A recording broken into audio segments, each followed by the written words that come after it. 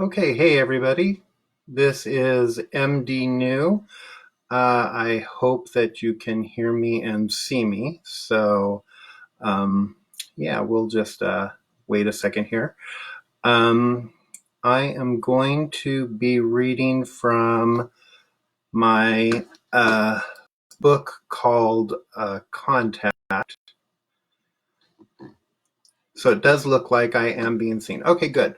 Um, so I'm going to be reading from my the first book in my sci-fi series, A New World. The book I'm going to be reading from is called Contact. It is book one of the story. Where I'm going to be reading from is a confrontation between one of my main characters, Mirtoff Esme, who is the Speaker General of the alien race known as the Nentraee. She is going to be going head to head with one of her generals. They have, just a little background, the aliens have arrived or are arriving to Earth. They have spoken with our government, and now they're trying to figure out where and if they can relocate on Earth. So this is their interchange, and I hope you guys dig it. Welcome, Madam Speaker, the young officer bowed. Mirtoff examined the reception area. Unlike the civilian ships, this place had a claustrophobic feel. It was built for function, nothing more. She remembered when the ship was under construction at the Canadra shipyards. They barely had the drives working prior to the planet's evacuation. It took them 5 additional years to complete the redo. But the end result was worth it. Madam Speaker, the young officer bowed, you can go in. Mirtoff returned the bow and proceeded into the general's office. The office wasn't nearly as formal or as polished as hers or the vice speaker's, but it definitely was bigger.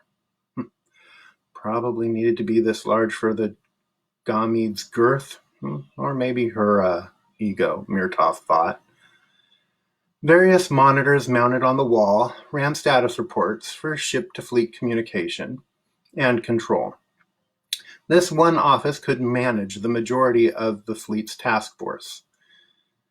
The monitors displayed only the Nentraee government seal at this time. The design comprised of 7 gold patterns, each a symbol representing one of the 7 clans. A bank of windows on the back wall showed the view of the internal command center. A large workstation loomed nearby, as did chairs and a conference table that could hold all of the generals comfortably for any type of meeting. In this large space, the colors were so drab. Mirtoff kept the frown from her face. But I'm not a soldier. Still, I could never work in a place like this. I need plants, I need color, I need something. Madam Speaker, Gahumed offered a curt bow as she stood from her desk. She was a big woman, born for the military, with broad shoulders and a tall frame.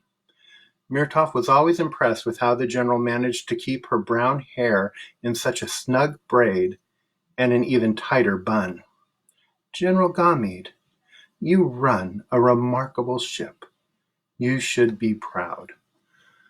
I'm honored to have such a post within our government. She tapped her workstation. Dela, please bring in 2 chilled cups of tuma. She faced Mirtoff. You still enjoy tuma, correct? Of course. Gahumed nodded and pointed to the conference table. Please, come, let us sit. Taking a seat at the table, Mirtoff waited for Gahumed to join her.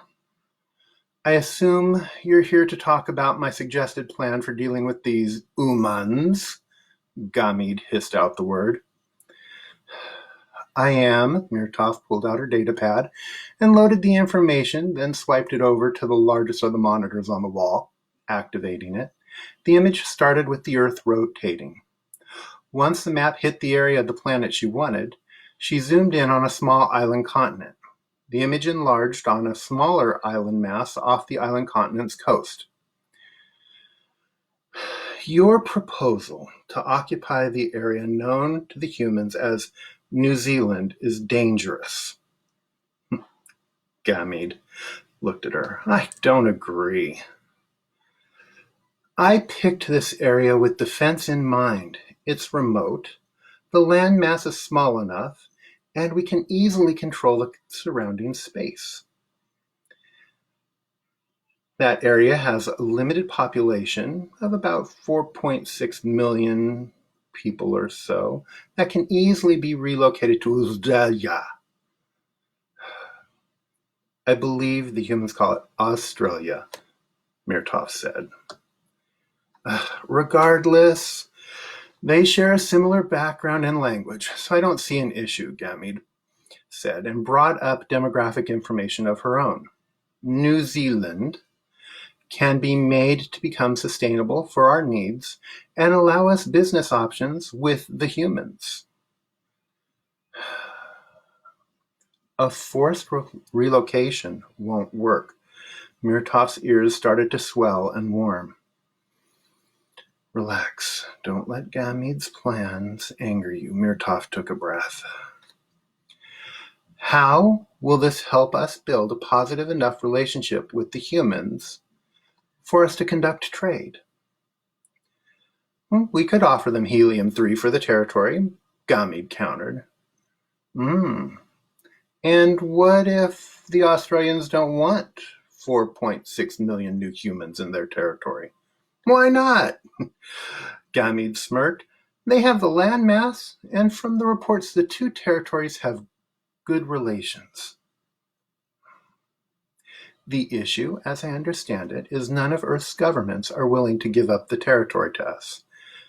Madam Speaker, Gahumed said, they are a barbaric species that fights amongst themselves for land all the time. Mirtoff nodded. And how would we be any different? It's not the same thing, Gahumed said. We need the territory. They don't. Mirtoff was quiet for a moment, but in her mind she was shouting, It's exactly the same. You don't want to see it, you hypocrite. She took a breath. Gahumed, we can't trust them. Gahumed swiped her hand over the data pad. They won't work with us in peace, and certainly we can't trust them to be truthful with their motives. Despite what you and the vice speaker may think, we can easily go there, use our military, and take over the area. Then we move the humans and make reparations. Gahumed picked up her data pad. Denise and my staff have run the scenario based on the information we've gathered about these humans. Our losses will be negligible. She swiped the data to the monitor on the wall. Yes, General Gahumed. I'm sure the work of your son is admirable and perfect. She rubbed the tips of her ears. Just like him. Are you mocking the abilities of my son?